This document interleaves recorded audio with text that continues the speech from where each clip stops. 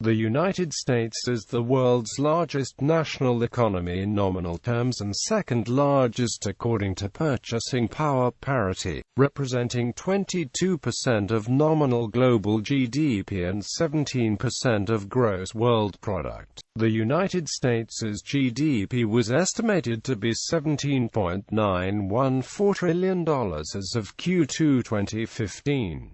The U.S. dollar is the currency most used in international transactions and is the world's foremost reserve currency backed by its science and technology, its military, the full faith of the U.S. government to reimburse its debts and the petrodollar system. Several countries use it as their official currency, and in many others it is the de facto currency. The United States has a mixed economy and has maintained a stable overall GDP growth rate, a moderate unemployment rate, and high levels of research and capital investment. Its 7 largest trading partners are Canada, China, Mexico, Japan, Germany, South Korea, and the United Kingdom. The U.S. has abundant natural resources, a well-developed infrastructure, and high productivity. It has the world's 9th highest per capita GDP and 10th highest per capita GDP as of 2013. Americans have the highest average household and employee income among OECD nations, and in 2010 had the 4th highest median household income, down from 2nd highest in 2007. It has been the world's largest national economy since at least the 1890s. The U.S. is the world's largest producer of oil and natural gas. It is one of the largest trading nations in the world as well as the world's second largest manufacturer, representing a fifth of the global manufacturing output. The U.S. not only has the largest internal market for goods, but also dominates the trade in services. U.S. total trade amounted to $4.93 trillion in 2012. Of the world's 500 largest companies, 128 are headquartered in the U.S. The United States has one of the world's largest and most influential financial markets. The New York Stock Exchange is by far the world's largest stock exchange by market capitalization. Foreign investments made in the U.S. total almost $2.4 trillion, while American investments in foreign countries total over $3.3 trillion. The economy of the U.S. leads in international ranking on venture capital and global research and development funding. Consumer spending comprises 71% of the U.S. economy in 2013. The United States has the largest consumer market in the world, with a household final consumption expenditure 5 times larger than Japan's. The labor market has attracted immigrants from all over the world and its net migration rate is among the highest in the world. The U.S. is one of the top-performing economies in studies such as the Ease of Doing Business Index, the Global Competitiveness Report, and others. The U.S. economy went through an economic downturn following the financial crisis of 2007-08, with output as late as 2013 still below potential according to the Congressional Budget Office. The economy, however, began to recover in the second half of 2009, and as of November 2015, unemployment had declined from a high of 10% to 5%. In December 2014, public debt was slightly more than 100% of GDP. Domestic financial assets totaled $131 trillion and domestic financial liabilities totaled $106 trillion. History. Colonial era. The economic history of the United States began with American settlements in the 17th and 18th centuries. The American colonies went from marginally successful colonial economies to a small, independent farming economy, which in 1776 became the United States of America. In 180 years, the U.S. grew to a huge, integrated, industrialized economy that made up up around 1/5 of the world economy. As a result, the US GDP per capita converged on and eventually surpassed that of the UK, as well as other nations that it previously trailed economically. The economy maintained high wages, attracting immigrants by the millions from all over the world. 1800s. In the early 1800s, the United States were largely agricultural, with more than 80% of the population in farming. Most of the manufacturing centered on the first stages of transformation of raw materials, with lumber and sawmills, textiles and boots and shoes leading the way. The rich resource endowments contributed to the rapid economic expansion during the 19th century. Ample land availability allowed the number of farmers to keep growing, but activity in manufacturing, services, transportation and other sectors grew at a much faster pace. Thus, by 1860 the share of the farm population in the U.S. had fallen from over 80% to roughly 50%. In the 19th century, recessions frequently coincided with financial crises. The Panic of 1837 was followed by a 5-year depression, with the failure of banks and then record high unemployment levels. Because of the great changes in the economy over the centuries, it is difficult to compare the severity of modern recessions to early recessions. Recessions after World War II appear to have been less severe than earlier recessions, but the reasons for this are unclear. 1900s.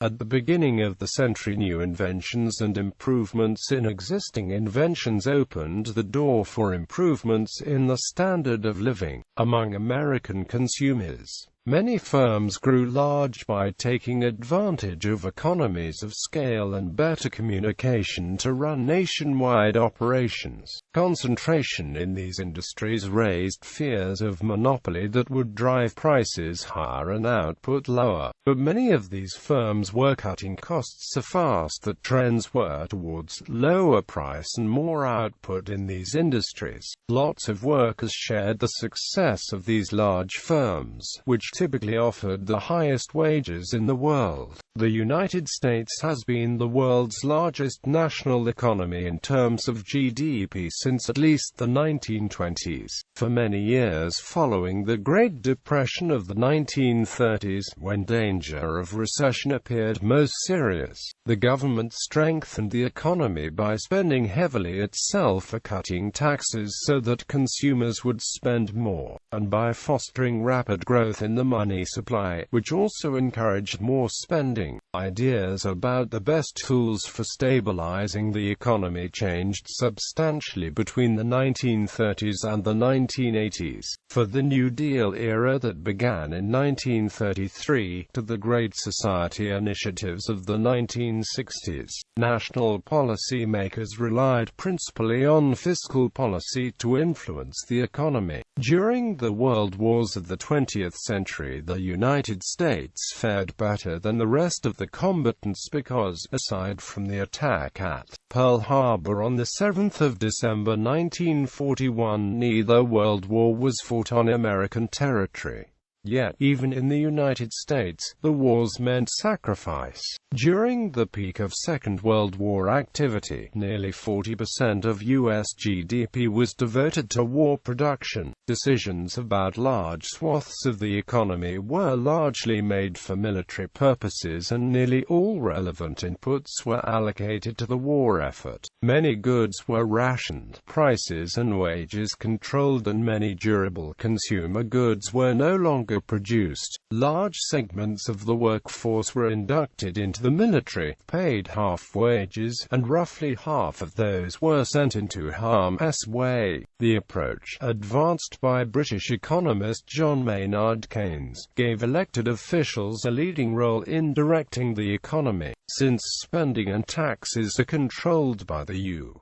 U.S. President and the Congress. The baby boom saw a dramatic increase in fertility in the period 1942 to 1957. It was caused by delayed marriages and childbearing during Depression years, a surge in prosperity, a demand for suburban single-family homes, and new optimism about the future. The boom crested about 1957, then slowly declined. A period of high inflation, interest rates and unemployment after 1973 weakened confidence in fiscal policy as a tool for regulating the overall pace of economic activity. The U.S. economy grew by an average of 3.8% from 1946 to 1973, while real median household income surged 74%. The economy since 1973, however, has been characterized by both slower growth and nearly stagnant living standards, with household incomes increasing by 10% or only 0.2% annually. The worst recession in recent decades, in terms of lost output, occurred during the financial crisis of 2007-08,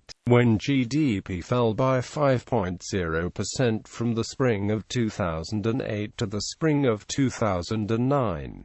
Other significant recessions took place in 1957-58, when GDP fell 3.7%, following the 1973 oil crisis, with a 3.1% fall from late 1973 to early 1975, and in the 1981-82 recession, when GDP dropped by 2.9%. Recent mild recessions have included the 1990-91 downturn, when output fell by 1.3%, and the 2001 recession, in which GDP slid by 0.3%. The 2001 downturn lasted just 8 months. The most vigorous, sustained periods of growth, on the other hand, took place from early 1961 to mid-1969, with an expansion of 53%, for mid-1991 to late in 2000 at 43%, and from late 1982 to mid-1990 at 37%. In the 1970s and 1980s, it was popular in the U.S. to believe that Japan's economy would surpass that of the U.S., but this did not happen. Since the 1970s, several emerging countries have begun to close the economic gap with the United States. In most cases, this has been due to moving the manufacture of goods formerly made in the U.S. to countries where they could be made for sufficiently less money to cover the cost of shipping plus a higher profit. In other cases, some countries have gradually learned to produce the same products and services that previously only the U.S. and a few other countries could produce. Real income growth in the U.S. has slowed. The North American Free Trade Agreement, or NAFTA, created one of the largest trade blocs in the world in 1994. Since 1976, the U.S. has sustained merchandise trade deficits with other nations, and since 1982, current account deficits. The nation's long-standing surplus in its trade in services was maintained, however, and reached a record $231 billion in 2013. In recent years, the primary economic concerns have centered on high household debt, high net national debt, high corporate debt, high mortgage debt, high external debt, high trade deficits, a serious deterioration in the United States net international investment position, and higher unemployment. In 2006, the U.S. economy had its lowest saving rate since 1933. These issues have raised concerns among economists and national politicians. 2000s The United States economy experienced a crisis in 2008 led by a derivatives market and subprime mortgage crisis, and a declining dollar value. On December 1, 2008, the NBER declared that the United States entered a recession in December 2007, citing employment and production figures as well as the third quarter decline in GDP. The recession did, however, lead to a reduction in record trade deficits, which fell from $840 billion annually during the 2006-08 period, to $500 billion in 2009, as well as to high personal savings rates, which jumped from a historic low of 1% in early 2008, to nearly 5% in late 2009. The merchandise trade deficit rose to $670 billion in 2010. Savings rates, however, remained at around 5%. U.S. real GDP grew by an average of 1.7% from 2000 to the first half of 2014, a rate around half the historical average up to 2000. The U.S. public debt was $909 billion in 1980, an amount equal to 33% of America's gross domestic product. By 1990, that number had more than tripled to $3.2 trillion, or 56% of GDP. In 2001, the national debt was $5.7 trillion. However, the debt-to-GDP ratio remained at 1990 levels. Debt levels rose quickly in the following decade, and on January 28, 2010, the U.S. debt ceiling was raised to $14.3 trillion. Based on the 2010 United States federal budget, total national debt will grow to nearly 100% of GDP, versus a level of approximately 80% in early 2009. The White House estimates that the government's tab for servicing the debt will exceed $700 billion a year in 2019, up from $202 billion in 2009.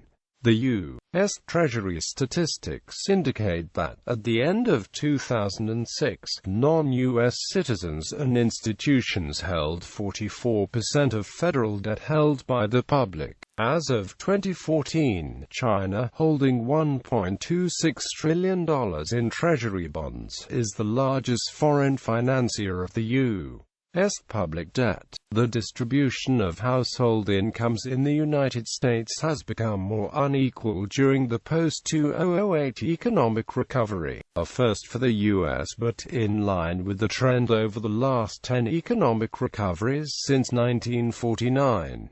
Income inequality in the United States has grown, from 2005 to 2012 in more than 2 out of 3 metropolitan areas. Median household wealth fell 35% in the U.S. from $106,591 to $68,839 between 2005 and 2011.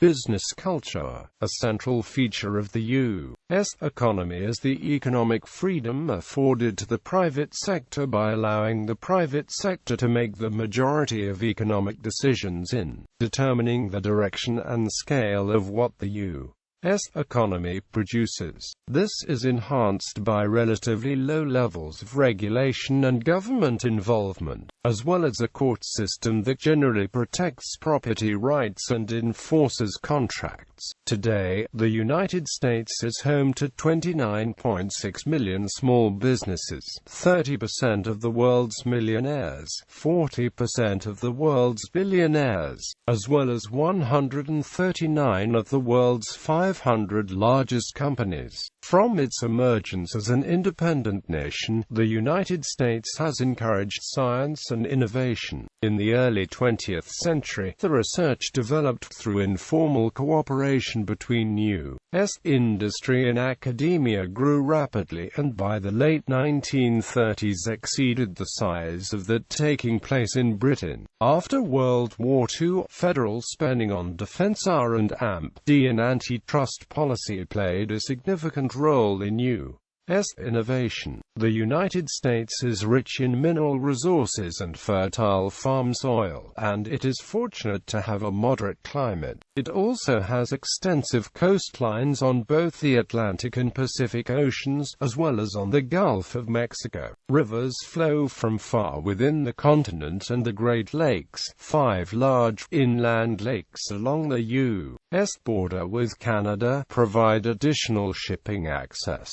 These extensive waterways have helped shape the country's economic growth over the years and help bind America's 50 individual states together in a single economic unit. The number of workers and, more importantly, the productivity help determine the health of the U.S. economy. Consumer spending in the U.S. rose to about 62% of GDP in 1960, where it stayed until about 1981, and has since risen to 71% in 2013.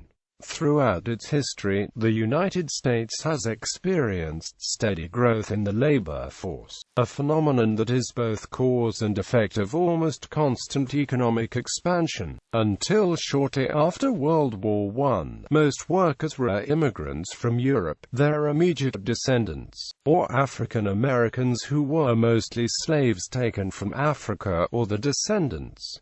Demographic shift. Beginning in the late 20th century, many Latin Americans immigrated, followed by large numbers of Asians after the removal of nation origin-based immigration quotas. The promise of high wages brings many highly skilled workers from around the world to the United States, as well as millions of illegal immigrants seeking work in the informal economy. Over 13 million people officially entered the United States during the 1990s alone. Labor mobility has also been important to the capacity of the American economy to adapt to changing conditions. When immigrants flooded labor markets on the East Coast, many workers moved inland, often to farmland waiting to be tilled. Similarly, economic opportunities in industrial, northern cities attracted black Americans from southern farms in the first half of the 20th century. In what was known as the Great Migration in the United States, the corporation has emerged as an association of owners, known as stockholders,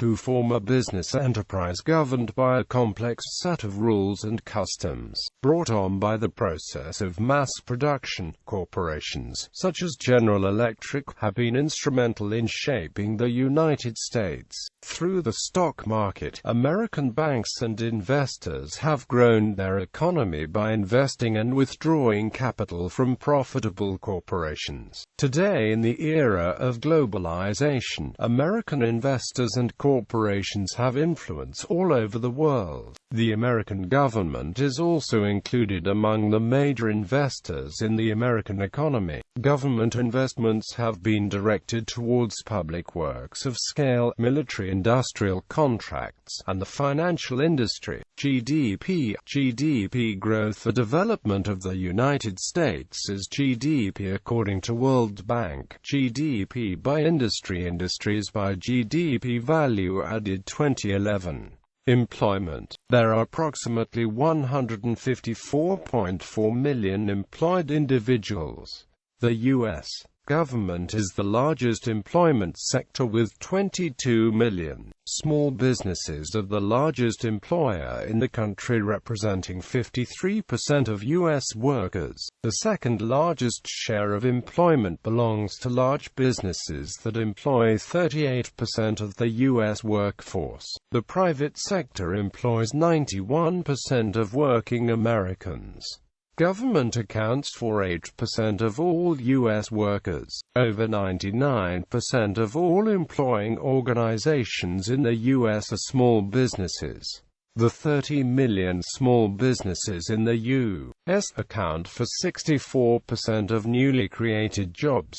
Jobs in small businesses accounted for 70% of those created in the last decade. The proportion of Americans employed by small business versus large business has remained relatively the same year by year as some small businesses become large businesses, and just over half of small businesses survive more than 5 years. Amongst large businesses, several of the largest companies and employers in the world are American companies. Amongst them are Walmart, the largest company and the largest private sector employer in the world, which employs 2.1 million people worldwide and 1.4 million in the U.S. alone.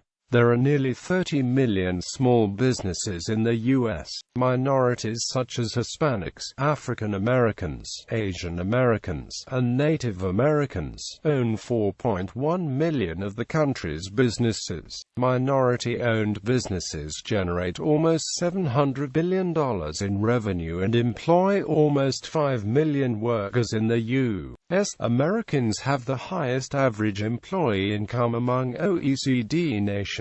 The median household income in the U.S. as of 2008 is $52,029.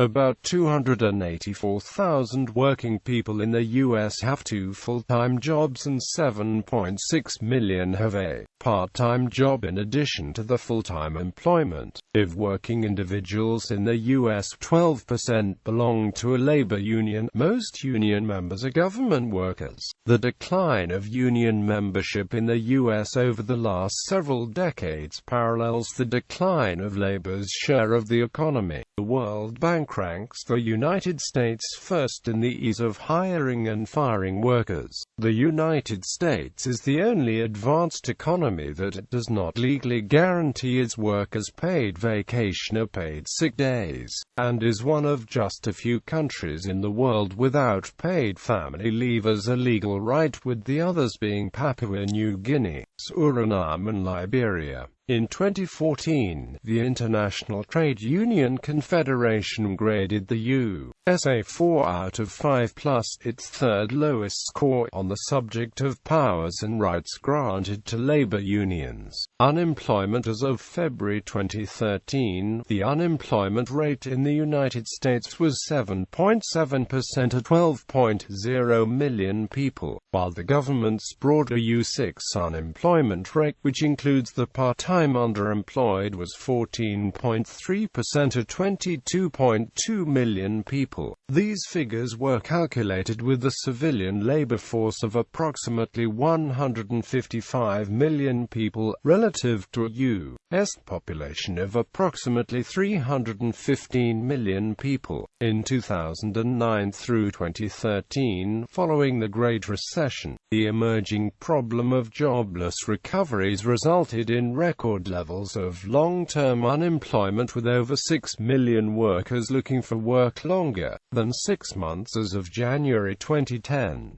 This particularly affected older workers. In the year following the recession's end in June 2009 in the United States, immigrants gained 656,000 jobs, while U.S.-born workers lost more than 1 million jobs. In April 2010, the official unemployment rate was 9.9%, but the government's broader U6 unemployment rate was 17.1%. In the period between February 2008 and February 2010, the number of people working part-time for economic reasons has increased by 4 million to 8.8 million, an 83% increase in part-time workers during the 2-year period. By 2013, although the unemployment rate had fallen below 8%, the record proportion of long-term unemployed and continued decreasing household income remained indicative of a jobless recovery. After being higher in the post-war period, the U.S. unemployment rate fell below the rising Eurozone unemployment rate in the mid-1980s and has remained significantly lower almost continuously since.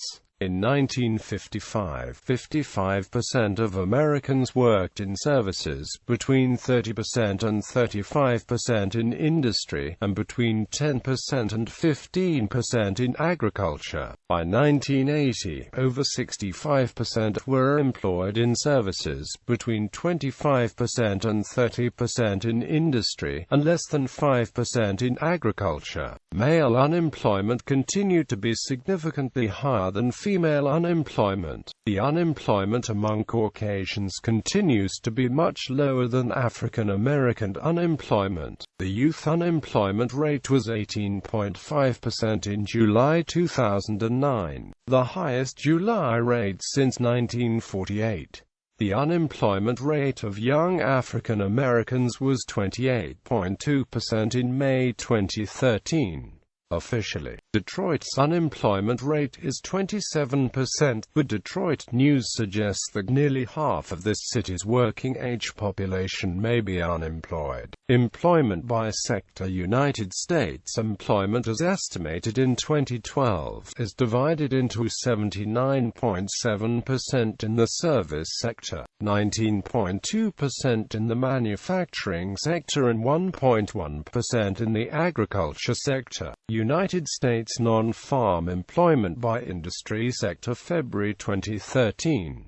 Research, development, and entrepreneurship. The United States has been a leader in technological innovation since the late 19th century and scientific research since the mid-20th century. In 1876, Alexander Graham Bell was awarded the first U.S. patent for the telephone. Thomas Edison's laboratory developed the phonograph, the first long-lasting light bulb, and the first viable movie camera. Nikola Tesla pioneered the AC induction motor and high-frequency power transmission used in radio. In the early 20th century, the automobile companies of Ransom E. Olds and Henry Ford popularized the assembly line. The Wright brothers, in 1903, made the first sustained and controlled heavier-than-air-powered flight. American society highly emphasizes entrepreneurship and business.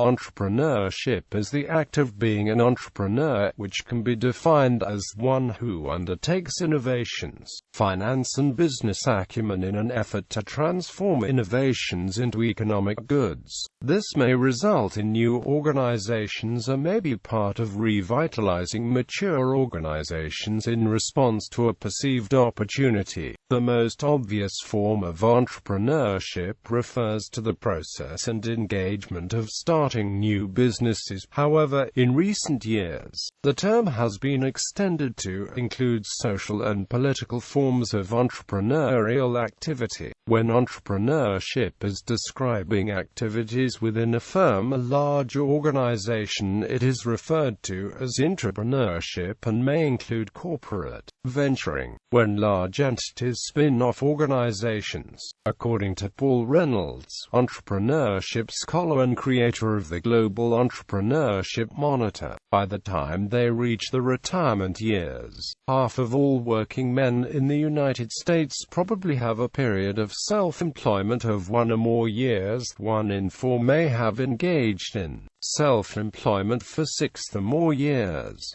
Participating in a new business creation is a common activity among U.S. workers over the course of their careers, and in recent years, business creation has been documented by scholars such as David Aldrich to be a major driver of economic growth in both the United States and Western Europe. Venture capital, as an industry, originated in the United States, which it still dominates. According to the National Venture Capital Association, 11% of private sector jobs come from venture capital-backed companies, and venture capital-backed revenue accounts for 21% of U.S. GDP.